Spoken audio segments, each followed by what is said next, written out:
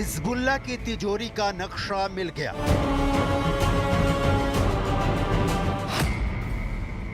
Hassan Nasrallah के bunker में पैसा ही पैसा, सोना ही सोना।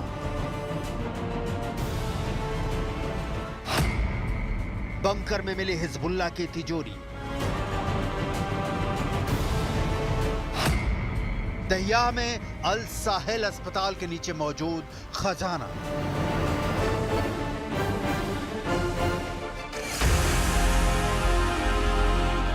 हिजबुल्लाह की तिजोरी की डिटेल इजराइल डिफेंस फोर्स के प्रवक्ता से सुनिए, जो नक्शे के साथ विस्तार से समझा रहे हैं। Where Hezbollah has millions of dollars in gold and cash in Hassan Nasrallah's bunker. Where is the bunker located? Directly under El Sahel Hospital, in the heart of Beirut, in the Dakhia. This is the hospital. From both sides you can see an entry and exit. Those are entry and exit tunnel shafts from the underground for the underground bunker.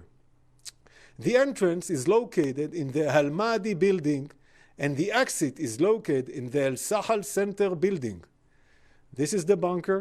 It contains rooms, beds, and infrastructure for long stays and the ability to direct combat from underground. Hezbollah built this bunker directly underneath this hospital.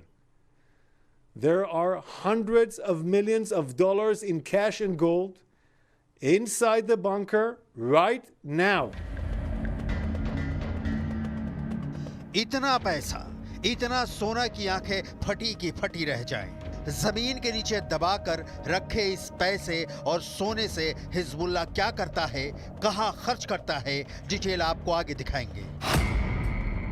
42 अरब 3 करोड़ 82 लाख 49,750 रुपए।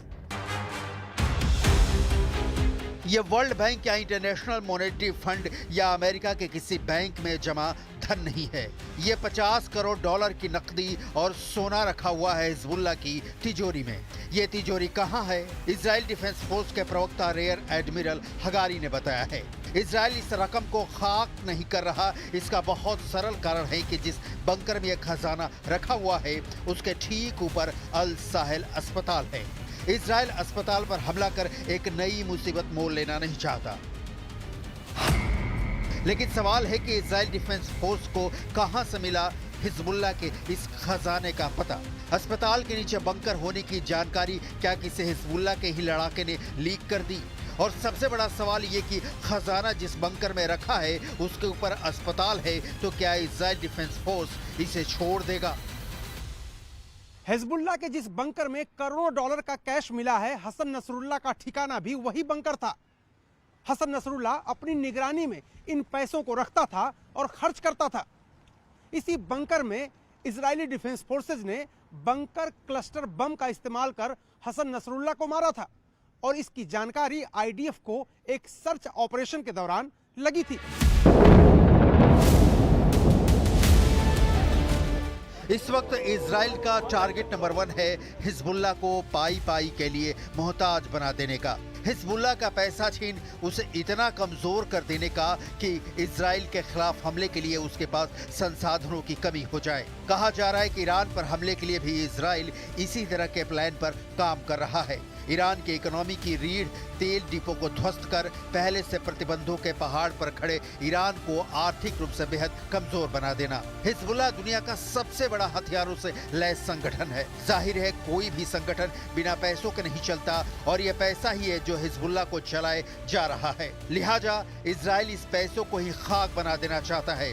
कैसे, विस्तार में समझे उसके पहले Hezbollah अपने खजाने का इस्तेमाल कहां कर रहा है और कैसे करता है ये देखना जरूरी है। जैसा कि आईडीएफ के प्रवक्ता का कहना है कि हिजबुल्लाह इनका 3 तरह से इस्तेमाल करता है। पहला, इजराइल पर हमले के लिए, दूसरा हथियार खरीदने के लिए और तीसरा लड़ाकों की ट्रेनिंग के लिए। हिजबुल्लाह की तिजोरी की जानकारी मिलने से पहले ही आईडीएफ हिजबुल्लाह को फंड करने वाली वित्तीय संरचना पर लगातार हमले करता रहा है। हिजबुल्लाह के एक ऐसे ही वित्तीय समर्थन वाले बैंक पर आईडीएफ ने 20 हमले किए जो कथित रूप से हिजबुल्लाह के लड़ाकों को इंटरेस्ट फ्री लोन देता था। अब ये कोई रॉकेट साइंस नहीं है कि इतना पैसा हिजबुल्लाह के पास कहां से आता है, क्योंकि लेबनान में हिजबुल्लाह सरकार भले ही न चलाता हो लेकिन उसके समर्थकों की कोई कमी नहीं है। इजराइल ने हिजबुल्लाह की कमर तोड़ने के लिए जिस अल कर्द बैंक के ब्रांचेस पर हमला किया उसकी डिटेल भी देख लीजिए। अल कर्द अल हसन 1980 के दशक से लेबनान में काम कर रहा है। यह बैंक लेबनानी नागरिकों को सोने के भंडार के बदले लोन देता है। बैंक से ही हिजबुल्लाह के लड़ाकों को सैलरी मिलती है। अमेरिका ने इस बैंक पर 2007 में ही प्रतिबंध लगा दिया था। इजरायली अधिकारियों का तर्क है कि बैंकिंग की आड़ में यह बैंक मनी लॉन्ड्रिंग को अंजाम देता है। इजरायली सेना का कहना है कि बैंक के कई ब्रांच रिहायशी इमारतों के नीचे हैं, लिहाजा इन इमारतों को खाली करने का ऑर्डर दिया गया है। पिछले 24 घंटे में लेबनान में हिजबुल्लाह के ठिकानों पर 300 से अधिक हमले हुए हैं, जिनमें महत्वपूर्ण वित्तीय और लॉजिस्टिक केंद्र भी शामिल हैं। इजराइल का यह मानना है कि हिजबुल्लाह की आय के दो मुख्य स्रोत हैं। पहला सीरिया के माध्यम से नकदी ट्रांसफर, दूसरा ईरान के माध्यम से लेबनान में तस्करी किया गया सोना। אנחנו נתקוף מספר רב של מטרות בשעות הקרובות ומטרות נוספות בהמשך הלילה. בימים הקרובים נחשוף כיצד איראן מממנת את פעילות הטרור של חיזבאללה באמצעות שימוש במוסדות אזרחיים, אגודות ועמותות כמחסה לפעילות טרור. אנחנו נתקוף אותם במהלך הלילה ונעדכן על תוצאות התקיפה בהמשך הימים הקרובים. आईडीएफ के मुताबिक लेबनान, सीरिया, यमन और तुर्की में हिजबुल्लाह कई फैक्ट्रियों को संचालित करता है। इन फैक्ट्रियों से हुई आय का इस्तेमाल हिजबुल्लाह और लेबनान दोनों करते हैं। पैसों के बिना कोई जंग नहीं जीती जा सकती और हिजबुल्लाह से उसका यही पैसा इजराइल छीन लेना चाहता है। हिजबुल्लाह ने बड़ी चालाकी से बेरूत के रिहायशी इलाकों और अस्पतालों के नीचे बेसमेंट बनाकर काफी पैसा और सोना छुपा रखा है, जिसे हासिल करना इजराइल के लिए मुश्किल काम होगा। उसकी वजह यह है कि इस पैसे को हासिल करने के लिए इजराइल को रिहायशी इलाकों पर हमला करना होगा, उसमें लेबनानी नागरिकों की मौत होगी और यह तोहमत इजराइल कतई नहीं लेना चाहेगा। תקפנו קרוב ל-30 מטרות בכל רחבי לבנון, שזה איזה סוג של מערכת הבנקאות של חיזבאללה, קראג' אל חסן, שהיא מקבלת את הכסף מאיראן, היא מלווה, והיא בסוף מממנת את הטרור של חיזבאללה.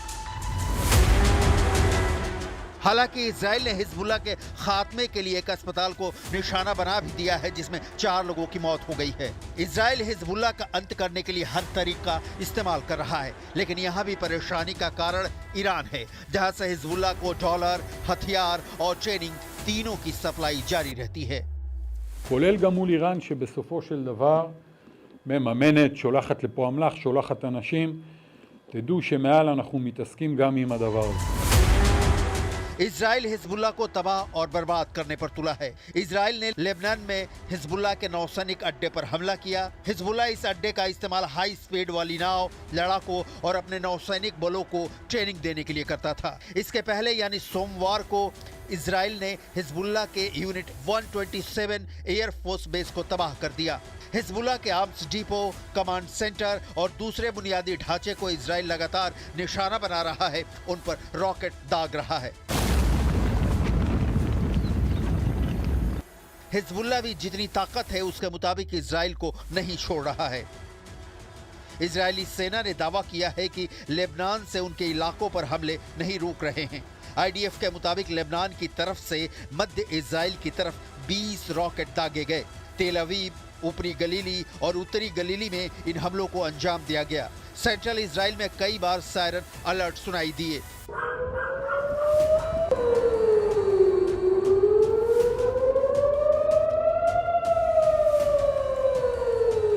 हिजबुल्लाह ने दावा किया कि उसने इजरायली सेना की खुफिया यूनिट को टारगेट करके 15 रॉकेट छोड़े थे। न्यूज़ 18 इंडिया की टीम उसी जगह पहुंची जहां पर हिजबुल्लाह ने दावा किया है कि उसने इजराइल की खुफिया यूनिट को निशाना बनाया। हिजबुल्लाह के पास इस वक्त इसराइल पर हमला करने और उसे जितना भी हो सके तबाह करने के अलावा दूसरा कोई भी विकल्प नहीं है।